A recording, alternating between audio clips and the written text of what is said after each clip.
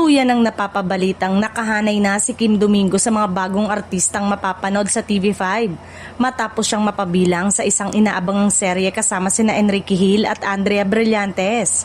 Dahil dito, mas lalong umingay ang usap-usapan na mas magiging aktibo ang aktres sa Kapatid Network ngayong taon. Ayon sa mga ulat, kabilang si Kim sa international romance thriller series na A Secret in Prague na kinunan pa sa ibang bansa. Malaki ang expectation ng fans dahil kakaibang proyekto ito kumpara sa mga naunang ginawa ng aktres sa telebisyon. Bukod sa nasabing serye, umugong din ang chismis na may isa pa umanong proyekto na inaalok sa kanya ng TV5.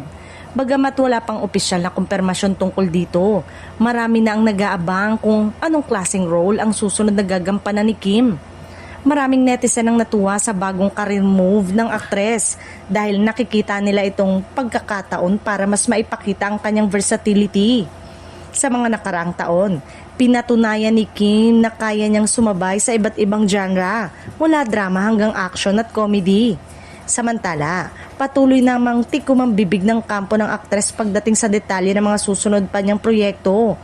Gayunpaman, ramdam ang excitement ng kanyang mga taga-suporta na makitang mas lumalawak ang kanyang karir sa bagong network.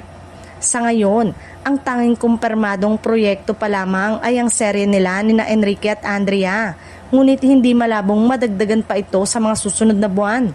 Kaya naman, tutok ang fans sa bawat update, umaasang mas marami pang pasabog ang ihahaay ni Kim Domingo sa kanyang bagong showbiz chapter.